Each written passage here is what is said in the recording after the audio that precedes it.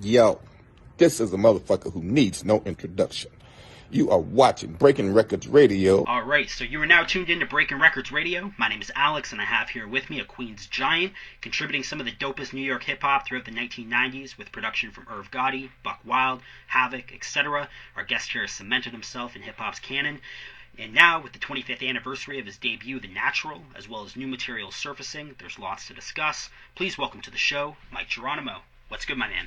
Hey, what's up? How you doing, brother?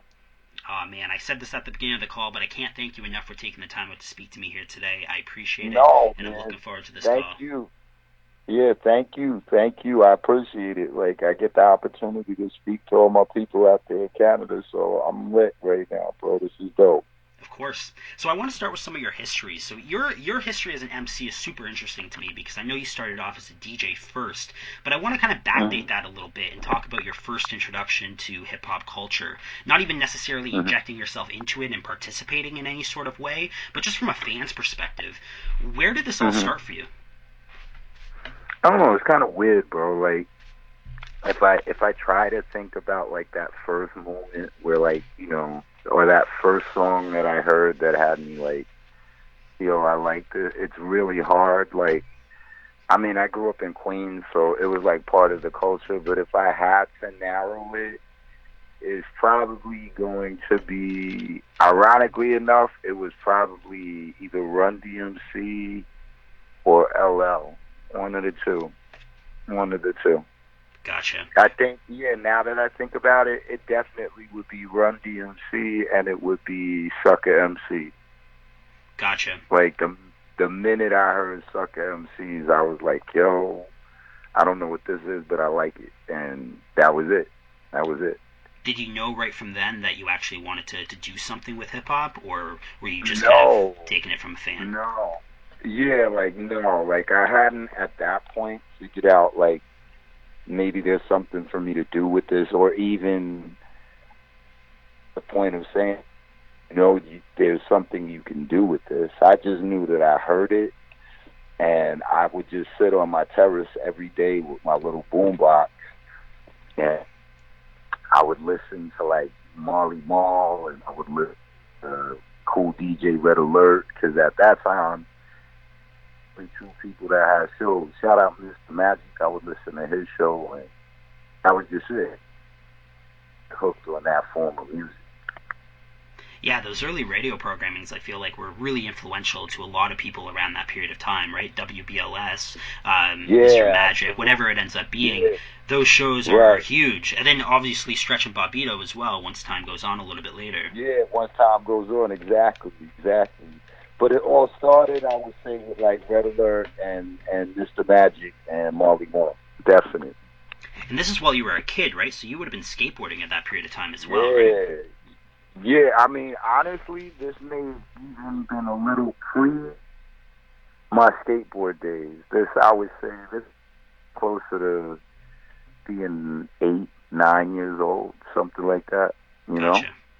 I want to talk about the skateboard thing because I find that really interesting. I come from a skateboard kind of background as well, a little bit younger than you, but yeah, I would have started skating, I want to say 98 or 99 or so, and took it pretty seriously up until the mid-2000s anyways. And at that period of time, skateboarding and hip-hop skateboarding was still very much a kind of a punk rock thing. It was associated with punk rock, but there was some hip-hop that was starting to kind of come into fold there, right? I remember watching that Plan B video, Virtual Reality. I don't know when it came out, but early on, maybe 94, 95 or something like that. And it had Casual, I don't know if it was Fear Itself or off of the Fear Itself album, though, anyways. But what I saw was a lot of the West Coast guys, and it kind of makes sense, but your Del the Funky Homo Sapien, Souls of Mischief, Hyro, those guys were really kind of associating themselves with skateboarding. I listened to the interview that you ended up doing with Drink Champs, and I know that you were kind of persecuted a little bit for being kind of unorthodox and for skating. Were you aware at that period of time that there was a scene kind of devoted to kind of hip-hop and skateboarding on the West Coast? I mean, it's funny because I think at that time, all the things I had love for, which were skateboarding and BMX, like mostly street and vert. Yeah. And you could only get that from the West Coast at that time. So like, you know, on the East Coast, we didn't have Ron Wilkersons, and we didn't have like a Caballero, and we didn't have like a Tony Hawk. We didn't have any of those personalities on the East. You know what I mean? So my only way of getting any of that would be, you know, to buy Slasher magazine or Skateboard mag, or those right, or publications. Skateboard mags, and like I had a subscription to like BMX Plus, so that would come to my house like in my mailbox like every month or whatever, and that's pretty much how you know, that's how I would get whatever I could get from it. And then, you know, like I was just compelled to try it, you know, and I didn't ever, at that point at least, like I wasn't looking at it like, well, this is what, you know, this is what kids from your background and stuff do, and this is what they don't, and this is what the East does, and this is what they don't. Yeah. This is what white kids do, and this is what black kids do. And I hadn't looked at it like that at all. I just looked at it no different from, you know, loving to draw or loving to play sports or whatever. It just was something that I found an interest in, and I didn't even know it was unorthodox, you know, like for me to be involved in that. I just dug it and I ran with it. Gotcha. Yeah, those like countercultural communities, I feel like are really interesting, especially at that period of time, because things evolve, right? Like when I started getting into skateboarding and the skateboard kind of culture in that community, I started learning a lot about hip hop through things like skate videos, right? That's how I was introduced to a lot of music. But at that period of time, that wasn't really the case, right? Because as we said, if you're skating in 1990, 91, hip hop's just not associated with not at all skateboarding at that period of time, right? Right. Not at all. Like I want to say, I think that maybe who I do remember, I remember it was big to me because I remember there used to be a rider named Dennis McCoy, and he was a BMX rider for, I want to say Team Harrow, but yeah, it was like super big to me when he came out and he rode to like Run DMC. I want to say it was either Walk This Way or King of Rock or one of the two, but he would start implementing that at his competition. And other than him, I couldn't really say that I had seen anybody like ride to like hip hop. Yeah, you know it's what crazy. I mean? And yeah, absolutely crazy. But when he did do that, it was so major. You know, I think at one point Adidas got involved with him or something like that just because of that. But I look at him like he was one of the vessels that allowed for hip hop culture and skateboard culture and BMX culture to kind of find their ways towards each other.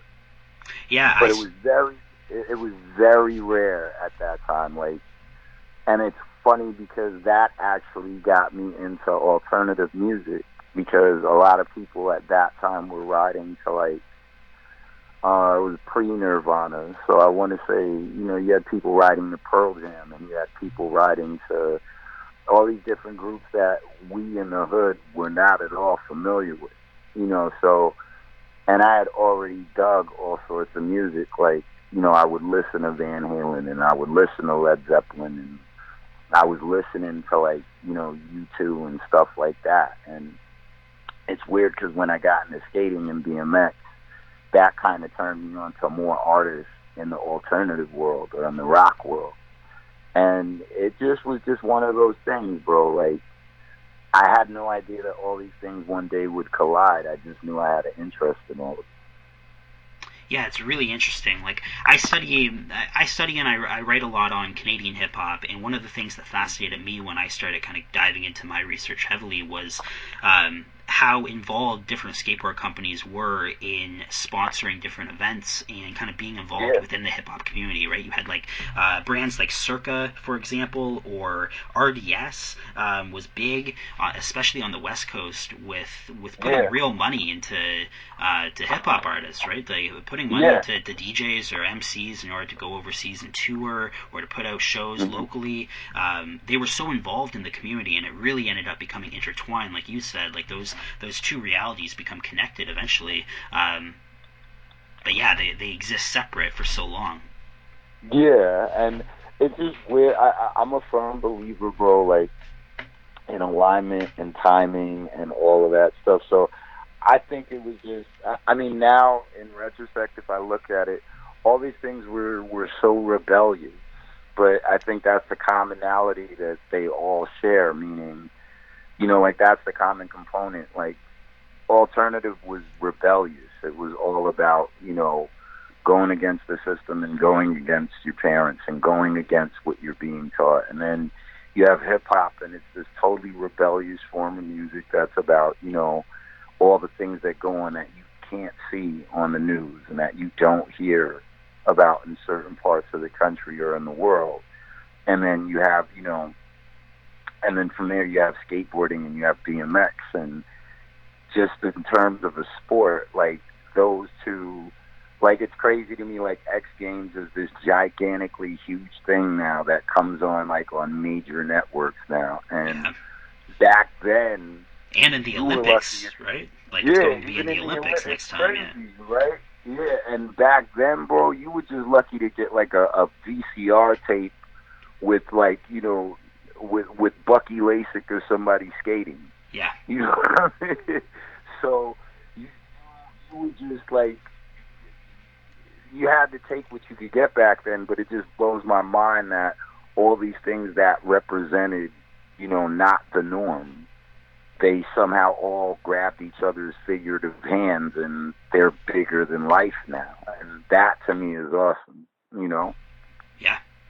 I want to talk about again your I guess hip hop career because that's what people know you from most. But specifically, your relationship with Large Professor is really interesting because that's one. It's an early relationship of yours, and I think it ends up being a fairly defining moment in your kind of career, especially as a DJ. Can you talk about how you ended up meeting Large Professor? Yeah, like actually, it's funny because you reminded me I have to actually call him when I get off the phone. But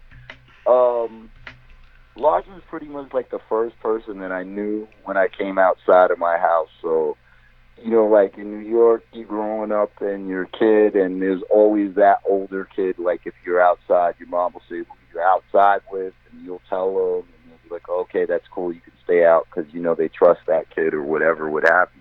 Yeah. But Large lived next door, you know, to me as a kid. And my mom, you know, like, if he was watching me, my mom was always okay with that. Gotcha. So I think from the beginning, he was like the closest thing I'm ever in life going to have to a big brother. You know, and as I got older, you know, we were all part of the same crew, the same little gang in the neighborhood, you know. And my mom passed away when I was about, I want to say 10, 11 years old. So I ended up moving from the area. But then as I got older as a teen, like when I was, you know, running around doing my own thing, like he was right there. And, you know, so we just picked up where we left off as kids, and I would just go to his house every day, and he was always playing music, and he was always DJing, and he had equipment, and there was just always somebody coming by, like, on any given day, like Gangstar could come by, or you know, or Busta Rhymes or Pete Rock or any of these people could show up, and it would just be random, and you just like, okay, I'm just in here smoking weed, chilling, and all right, Q-Tip walks in, you know. So, but it was cool because, like I said, he's like big bro, and we would always be at his crib. So we didn't look at it like, holy shit, there's this one, there's this one. We just looked at it like, yo, welcome to Queens Lounge, bro. And people would come by, and that was pretty much it. And, he's been there for me every step of the way in life. So I'm just honored.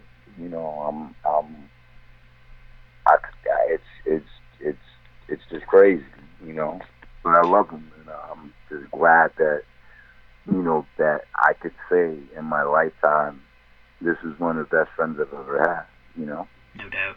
You mentioned he was older than you. When you ended up meeting him for the first time, was he already involved in like main source and whatnot, or did that all come later? No, not at all. Large knew me when I was like 7 years old. Oh wow, okay. So, really young. Yeah, so like we knew each other way before he became Large Professor, way before I was Mike Geronimo. Like, that was Big Bro and I was Little Bro, and that was it. Gotcha. Yeah, it's interesting because, like, considering your relationship with Large Professor, and I guess Large's contribution to careers like Nas, for example, was there ever a conversation that Large Pro would end up bringing you out rather than Irv Gotti? Because it feels like Large Pro, at the very least at the time, was a bigger name and more kind of suitable fit for you at the time, but you eventually become associated so heavily with Irv, and your relationship with Irv Gotti and Irv Gotti bringing you out ends up really being kind of a defining moment of who you are. Was there a conversation for that to go the other way ever? Well, I won't. I think the two are very different, and I think, like with Irv, it was more of a word of mouth, and then he caught up to where I was, and he presented himself, and he presented the opportunity for me to record with him.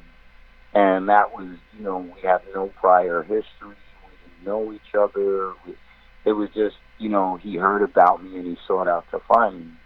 And with Large, it was completely different because I think, one, with him, it kind of like blew his mind that I went from DJing to rapping. Yeah. And I think in the beginning with that, he was kind of skeptical because he was kind of like, you're like really good at DJing. So every day with him, it was more, yo, Mike, how do you do this? And I would show him, or he would be like, yo, well, I'll do a chop cut this way. And, we would talk DJ stuff. And then, and then once he started to hear me, like, spitting, in the beginning, he's kind of like, oh, yeah, that's cool, Mike has a little rhyme here or there, whatever. But I think as time went on and he started to see that I was becoming, I guess, serious about it, he more so wanted to take on, like, he more so was like, okay, I'm going to show you all these things and it's going to be a process, but I want to show you all this so that you could be the best that you could be. And that was cool, but that thing with Irv happened, and it did, and it just all fell the way that it did, and I just ran with it, So I think with Large, he wanted to cultivate me more in the sense of he's pinpointing what kind of artist I am and the way that I spit and what beats I sound best on. And so for him, he made it a process. Whereas Irv was just like, yo, I think you got something. Let's go in the studio and let's just do something. So it's very different. Why DJing? But it was never... Say again?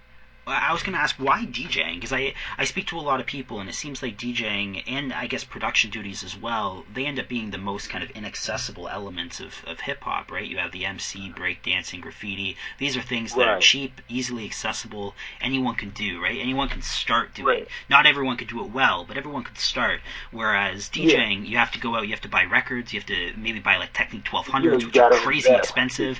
Yeah, there's real investments. And as a kid, especially if you're growing up with Large Pro, you're 7 years old, you're growing up through your childhood, right, your early teens, and you start kind of developing a desire to DJ, that shit's unattainable, especially if you come from a kind of a poorer family, right? It's not like you can ask your mom for $2,000 for Technique 1200s. Yeah, and I was fortunate because, like, I was not rich by any shape, means at all. My family was like middle class. My armed services, and he was a cop. And you know, my stepmom, my mom, she was a New York City school teacher, but they saw that we had an interest in it, meaning my brother and myself, and my parents like went out and bought 4 turntables and 2 mixers and 2 amps, and like we bugged out because we were like, yo, you didn't have to buy 4 turntables and you didn't have to buy 2 mixers and 6 speakers. And they kind of did the parent thing where they didn't completely understand how things work, so they just thought that we both had to have sets, and we laughed because we were like, yo, we could have had 1 set. But, you know, I was fortunate that they had, you know, took it upon themselves to say, we see an interest, we see our kids have interest in something, let's give them something to start with. And then aside from that, like, you know, I was in school, bro, I was hustling, I was working, I was getting Social Security, so, like, I was like 17 running around average every day with at least $2,500 in my pocket. You know, so for me, I'd like thought nothing in terms of overhead and cost and expenditure. Like, you're not thinking those things as a kid. I just was like, yo, Tragedy has a new song out. I need that 12-inch. Let me go get it. Fair enough.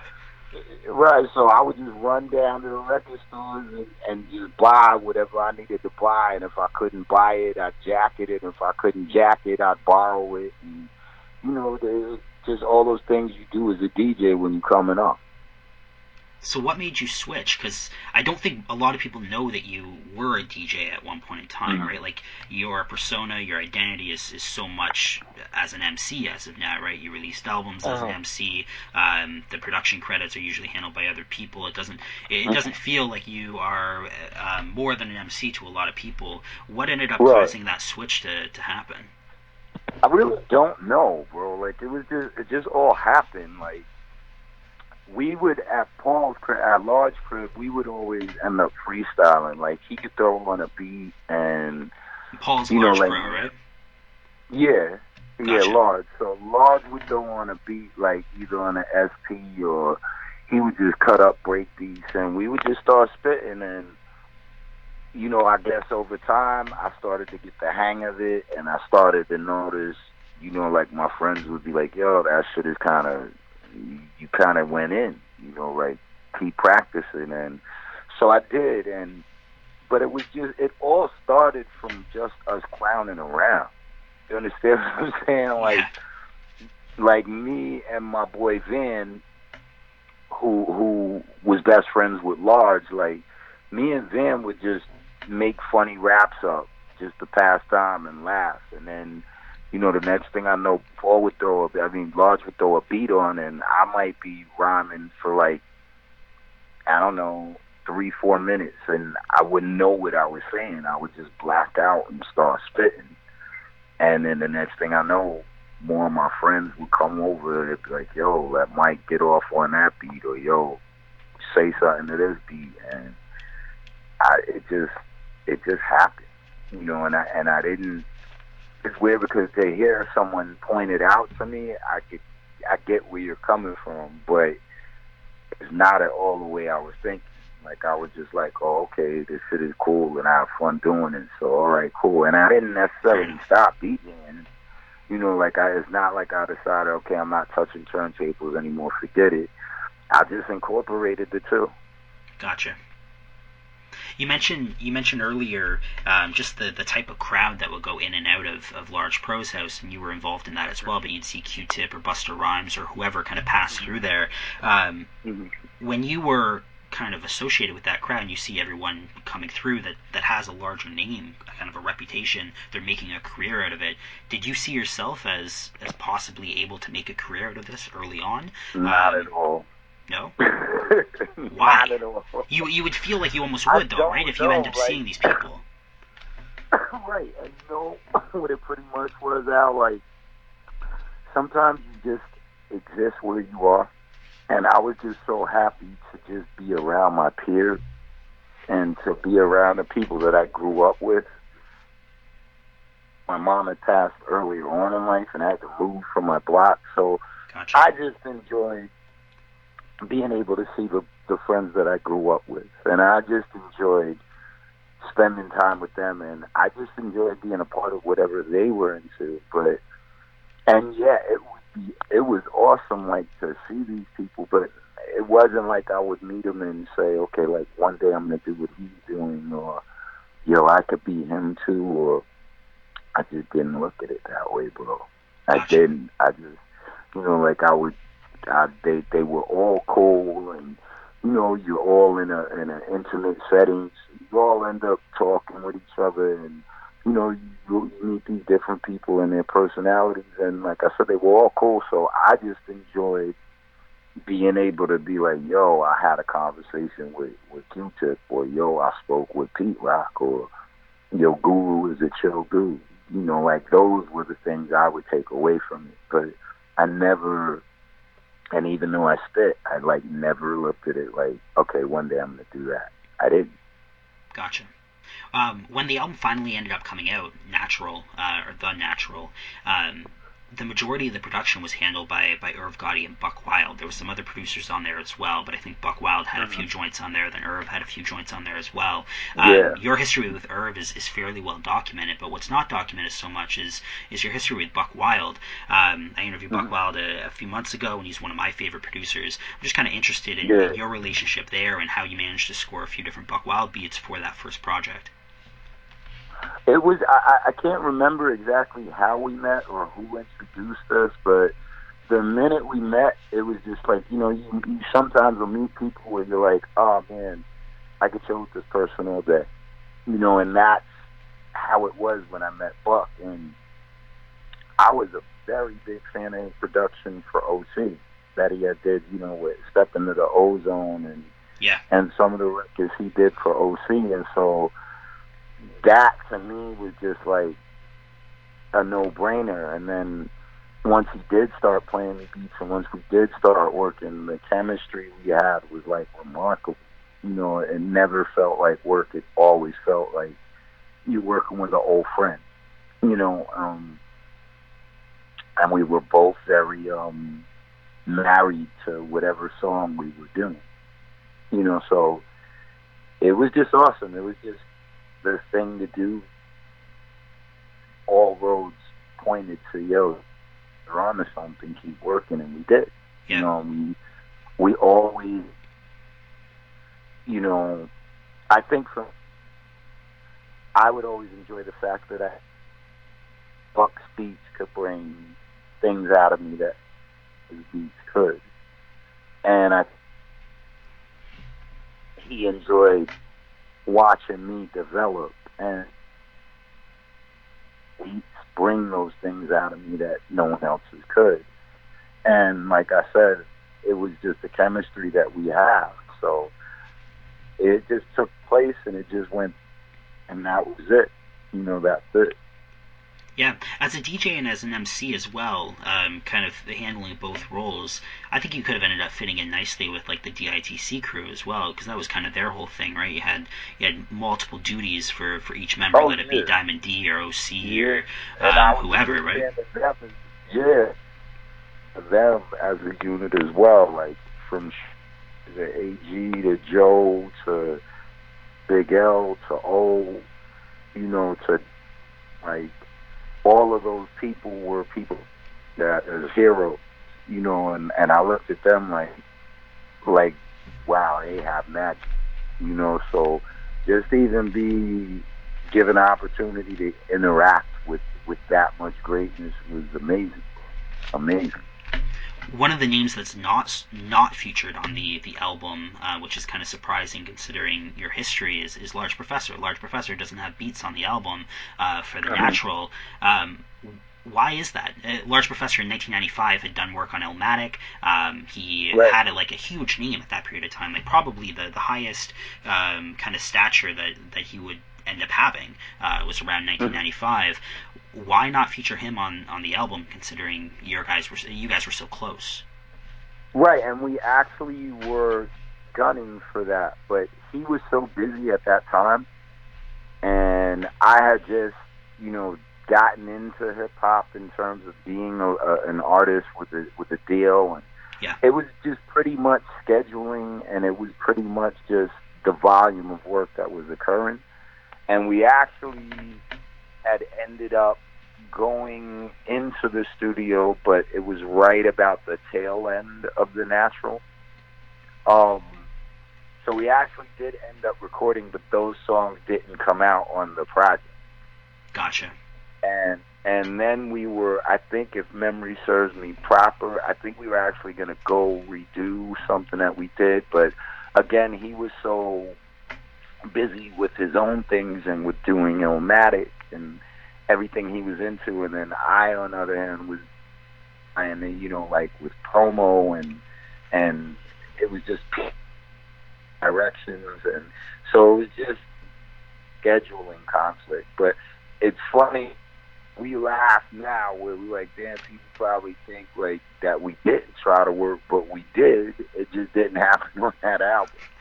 But he was there. It was just scheduling, and would I have loved to have had him on the album? Absolutely. Absolutely. I think that would have been like the it, but everything happens when it's supposed to. Fair enough. Did he have production on Vendetta when Vendetta came out a couple years afterwards? I know we did. No Havoc was on that joint, and obviously like Jay-Z and whatnot. And I guess your Jay-Z and Puffy and whatnot have so much weight attached to that project, but I can't remember if Large Pro was on it. No, again, it was the same thing. It had gone back to scheduling, and at that time, I think he was actually overseas touring. And Gotcha. I was wrapping up Vendetta.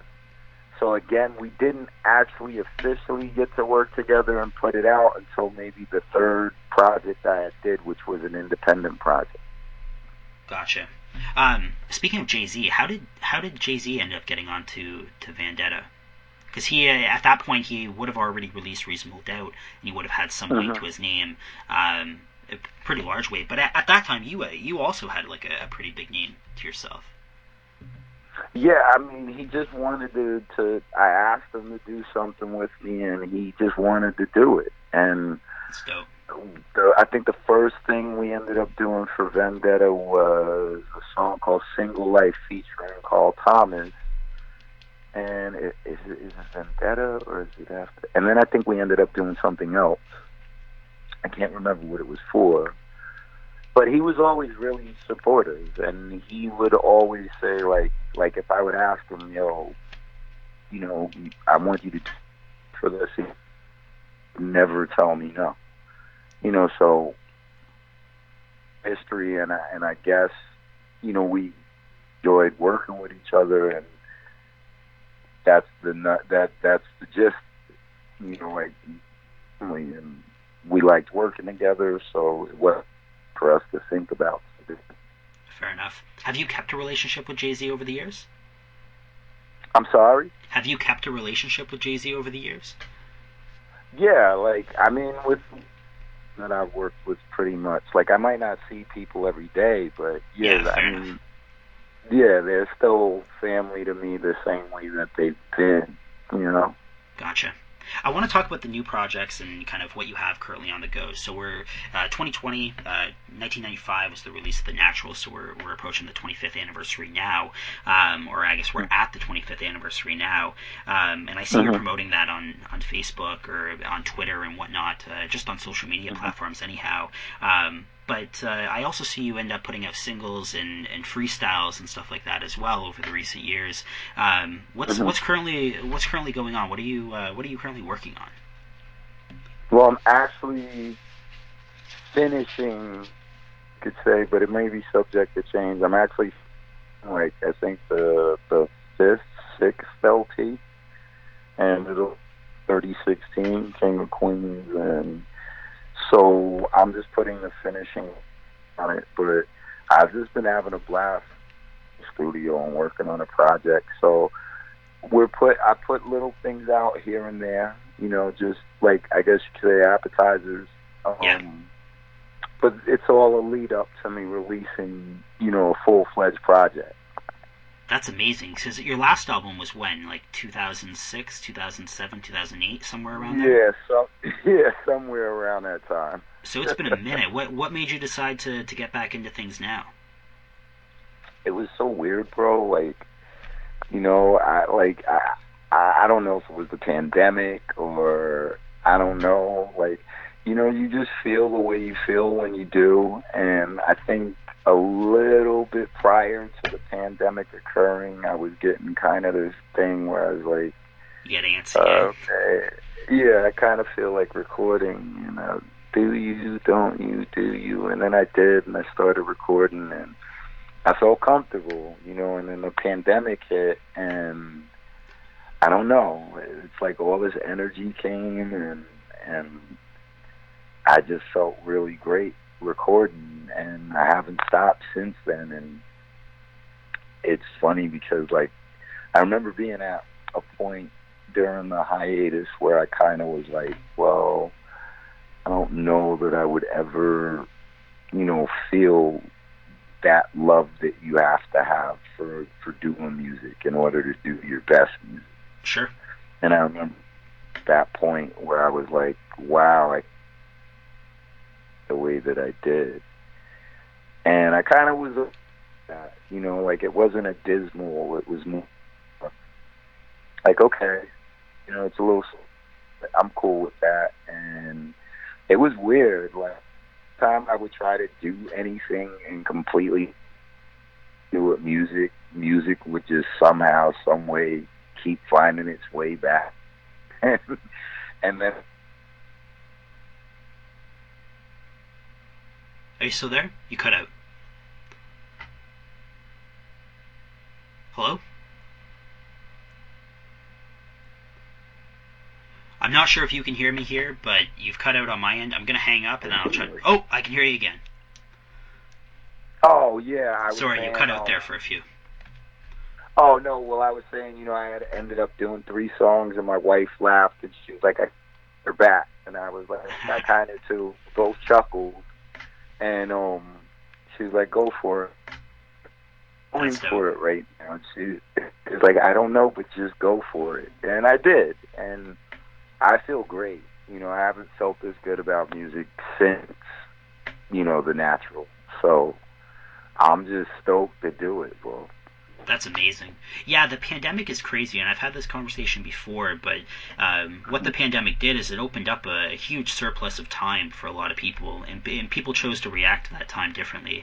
You have some people that take it fairly, I don't know, they don't utilize the time, and then they end up complaining, and you can kind of see that on social media or just in your interactions day to day, and people are generally fairly negative towards events like the pandemic and what they're restricted from doing. But then you have people that have that surplus of time, and they just optimize it to the extreme, and they manage to be productive, and they take it as an opportunity in order to do something, in order to create something, in order to better themselves. And I find it very similar to like incarceration in prison and jail, where people are sent away for a long period of time, and you have kind of 2 different types of people. You have people that choose to use that time productively and learn something, learn a new skill, go back to school, even work out and just like work on their own like physique and body. And then you have people that just kind of waste that time away. And I feel like the pandemic has kind of placed that situation on everyone, and now you can easily see those 2 kind of mentalities and 2 different types of people play out in real time. And the more artists that I speak to, it feels like the artist community and people that are kind of creative and naturally creative, they've really utilized this time, and they've found the pandemic to be very productive. Of course, for an active artist, there's lots of downsides. Touring is a huge thing. It's just not possible anymore. But in order to buckle down and actually create art, I feel like the pandemic's been a blessing, and I feel like once things start opening up again and we're able to go on tour and kind of promote projects again, we're going to see a whole flood of releases that were recorded during this period of time. Oh, absolutely. But I think I agree with you in the sense that I don't know if it's something in the air, but with creative people, it's definitely given us. I think. I can't speak for everyone, but I know for myself, Yeah. The first thing it did was it kind of brought everything back to the basics, meaning, okay, you can't tour right now, so you're not worried about where you're going and who you're performing for. Yeah. And you can't go out, so you're not worried about what club record you're going to do, because you can't do that. So it's pretty much like it's just you and your abilities. And it's pretty much, you having this time to be able to express, the things that you're surrounded by and the feelings that they create. And you're going through this whole thing. And I know, like, for me, it's just given me an opportunity to be insightful, and then to, in turn, have all the time I need to want to construct music in a way that I would love to be able to. Meaning you're not under the normal pressures of, deadlines, release dates, quarters, demographics. None of these things matter now. It's just, give people something to help them get through, or do something where somebody out there feels the same way. Why don't you write something about that? Yeah. Yeah, I think what you said there is really important, not just in terms of, I guess, your obligations creating art for other things like business ventures and whatnot, but just a place where we're free. Yeah, just being able to create music for your own sake, right? Being isolated from other people and no longer having that peer pressure almost of like, what should I conform to in order to appeal to the most kind of broad demographic, right? At this point, you're isolated from the rest of people, from the rest of humankind, other than maybe the internet. So you're creating music just for yourself, and I think that breeds a level of kind of experimentation and innovation that you're not going to see otherwise. It definitely does. It definitely is. It's the precursor to that eureka moment. Yeah. You know what I mean? Because, like, to all these things that influential, in terms of the they kind of have a dictation in terms of what artists do or don't, and you're not subject to that right now. Like, time doesn't even really matter at this point, so you're kind of free to express yourself in ways that, you can take off the cuff. You could just go for it. And like I said, that's liberating. And I feel like a kid, bro. Like, I feel like a kid. I might go get my Santa Cruz slasher and just like rail glide the store right now. Like, that's how I feel. Beautiful. So I'm just appreciative of it, and like you said, it's all in what you choose to do with every moment that you're given. And if you want to appreciate a moment to its fullest, why not seize it, and why not do as much as you could? Yeah, no doubt. So let's talk about this new project then. So if that's the case, and you're being able to kind of express yourself freely and in a kind of a new way, and you're able to experiment and innovate, what's that mean for this project? What's it going to sound like? What are you kind of working on, experimenting on for this project? Man. I'm having a blast, bro. First off, do we have a title? Do we have a title for the project? Yeah, it's 3016, King of Queens. Yeah, and then like King of Queens in parentheses. But I'm having a ball, and it's just like this jambalaya of like things I'd be expected to do, things that you might not expect me to do, influences you'd expect me to have, influences that might make you be like, what? I didn't even know you liked that. But it's just that, and it's coming out amazing, and it just makes me smile every time I leave the studio. So like I said, I haven't been this excited to record since The Natural. and the people I have on there thus far. Like, you know, I finally worked with my cousin Infrared, and he's formerly from Rough Riders, but he actually is, you know, he wrote All the Way Up, and he's the guy that's on the All the Way Up record with Fat Joe. So me and him have been working a lot together. I'm working with Large. I'm working with Pete Rock. I'm working with Habit. I'm working with Ty Phife. I have Reezy Renegade, who, like, he's done Lottery for K-Camp, and he's done Ooh Ooh Ooh for Rich Homie Quan, and we've made incredible songs together, and that is blowing my mind. I got to shout Scott Storch out, because we're getting ready to go in the studio. So it's a mixture, I think, of a lot of the old staples or the old faces you would expect, but it's also a blend of, well, there's this too, you know. So I'm excited. I'm having fun every time I go in the studio, which is the biggest thing to me, and it sounds awesome. You know, so I'm very anxious to let the rest of the world hear it, you know. So I can't wait. I cannot wait. That's amazing. I was going to ask about the production palette there, but you mentioned Scott Scorch, Havoc, Large Pro, etc. What's it like working with some of these producers when you have your own kind of vision in mind? You mentioned, again, you have an idea for how you want this project to sound, and I think most artists would, but then you're going to producers that are so well defined, right? Like I can listen to a beat and I can identify that it's a Havoc beat or a Large Pro beat or a Scotch Scorch piano loop or a melody or whatever, right? Like those things are very well defined to their personalities.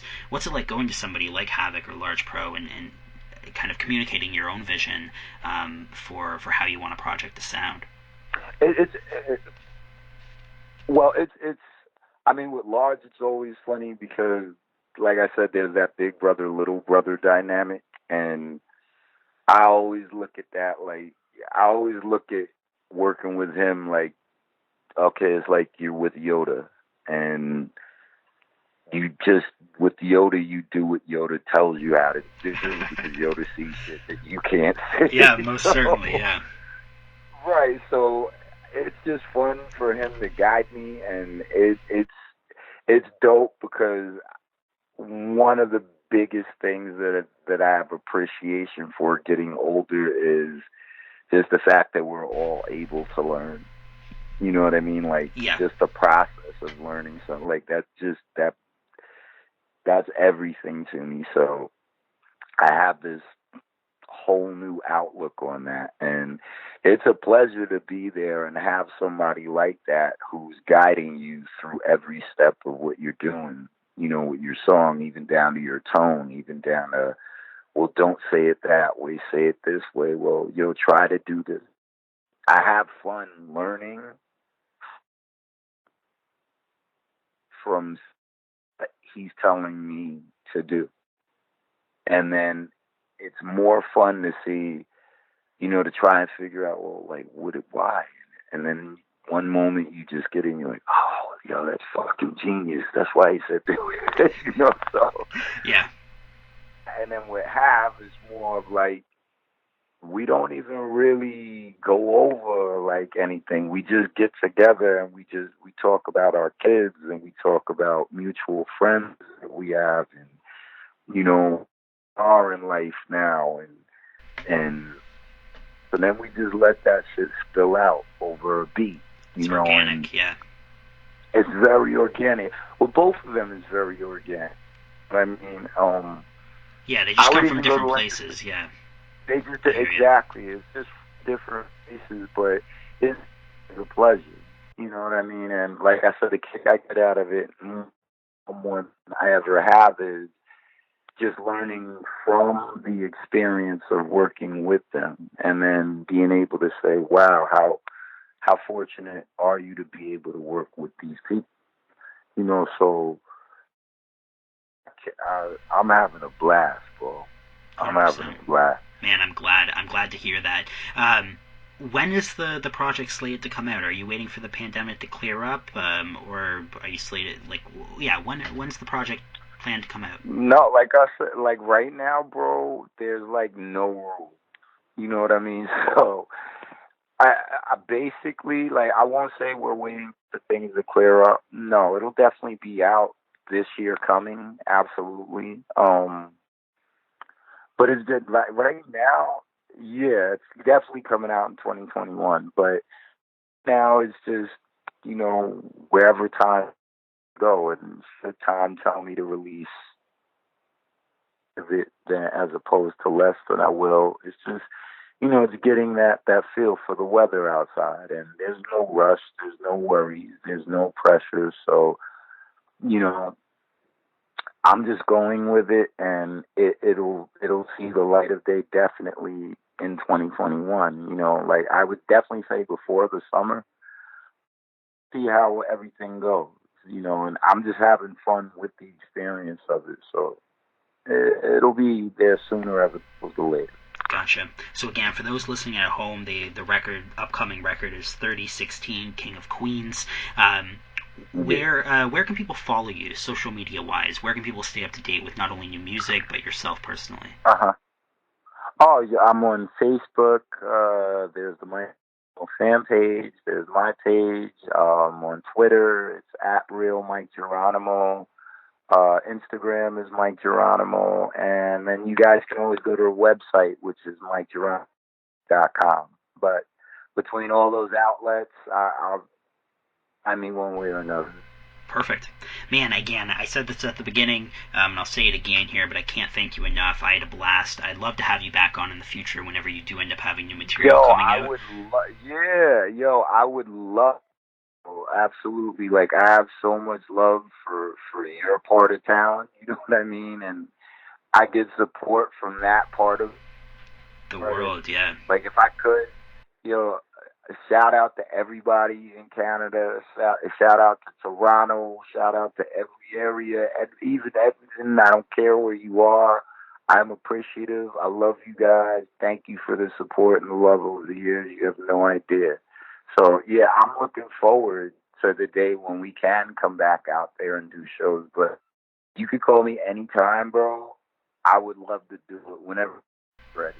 That's amazing. Again, man, I can't thank you enough for coming on. I appreciate it. And, we'll definitely be speaking again at some point in the future.